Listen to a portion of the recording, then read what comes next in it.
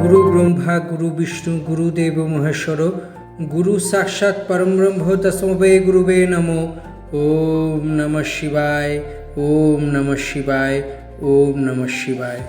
অর্থাৎ গুরু, যিনি আদি অন্ত, গুরুই হলেন সাক্ষাৎ কৃষ্ণ, সাক্ষাৎ বিষ্ণু, সাক্ষাৎ শিব। এই গুরুর কথা বলতে গেলেই ঠাকুর শ্রী শ্রী রামকৃষ্ণ পরমহংসদেবের কথা আসে। তিনি বলেছিলেন, ঈশ্বর দর্শনই হল একজন মানুষের জীবনের প্রাথমিক উদ্দেশ্য। আর তাঁরই সহধর্মিণী জয়রামবাটি সারদামণি, তিনি কোনো গুরুপত্নী নন, পাতানো মাও নন, তিনি সত্যিকারের মা, মুখে বলা মাও না।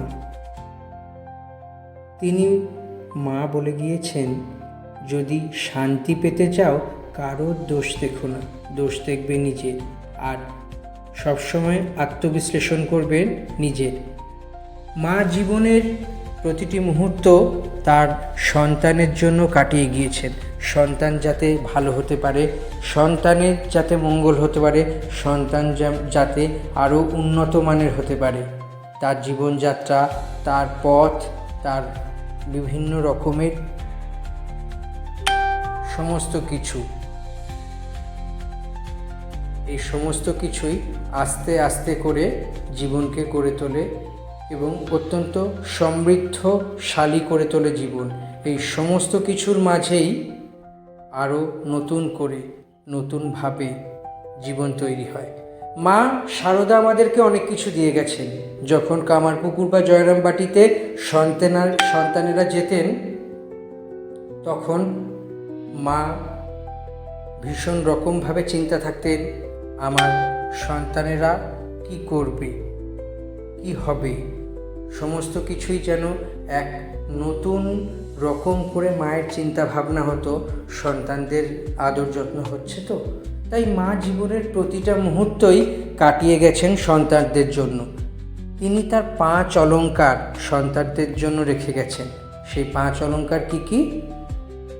মায়ের হাতের বালা, অর্থাৎ বালা মানে সোনা বা দামি কোনো ধাতুর কিছু না, বালা মানে ভরসা, একে অপরকে স্নেহে জড়িয়ে রাখা, বিপদে আগলে রাখা, ভালো সময়ে এগিয়ে দেওয়া, এই হলো মায়ের বালা।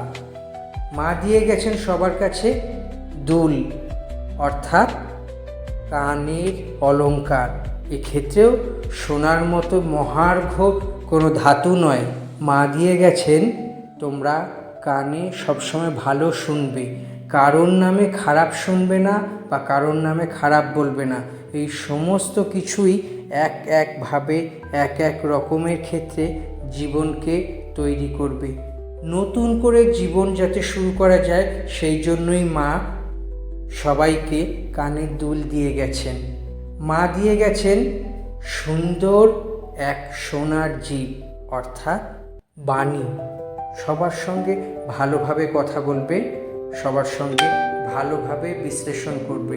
সব নিয়ে বলা যেতে পারে অত্যন্ত বড় সড় মুহূর্ত, এবং সেই মুহূর্তের বিন্যাস জীবনকে যখন নানান গতিপথে তৈরি করে, তখনই মায়ের অলংকার কাজে লাগে। মা সবাইকে দিয়ে গেছেন নূপুর, সোনার নূপুর। সেই সোনা অবশ্য কোনো দাম, কোনো ক্যারেট, কোনো 14 ক্যারেট, 22 ক্যারেট, 18 ক্যারেট, 24 ক্যারেট সোনার না, এইটার দাম কোটিতে, লাখে। নূপুর দিয়ে গেছেন। সেই নূপুরটি কি? অন্যের ব্যথায়, অন্যের যন্ত্রণায়, রাত হোক বেরাত হোক, বৃষ্টি হোক, ঝড় হোক, জল হোক, এগিয়ে যাবে। কেউ যদি বিপদে পড়ে, তার বিপদের এগিয়ে গিয়ে তাকে বিপদ বা মুক্তি থেকে মুক্ত করবে। এই সমস্ত কিছুই মা দিয়ে গেছেন এবং মা বলে গেছেন, তোমরা যেমন করে জীবন কাটাচ্ছ তেমন করেই কাটাও। আমি তোমাদেরকে যে গয়না বা অলংকার দিয়ে যাচ্ছি, সেই গয়না বা অলংকার নিয়ে জীবনকে তৈরি করো, নতুন নতুন পথে নতুন নতুন রথে জীবনকে তৈরি করে আগামী দিনে আরও সুন্দর এবং ভালোভাবে এগিয়ে চলো। সব মিলিয়েই বলা যেতে পারে মায়ের 4 নম্বর অলংকারটি হয়ে গেল। 5 নম্বর অলংকার কি? মন সুন্দর, ভালো মন রাখবে, সবার জন্য তাতে দয়া মায়া রাখবে, সবাইকে নিয়ে ভালো থেকো। যদি ভালো থাকতে চাও কারো দোষ দেখো না, দোষ দেখো নিজের।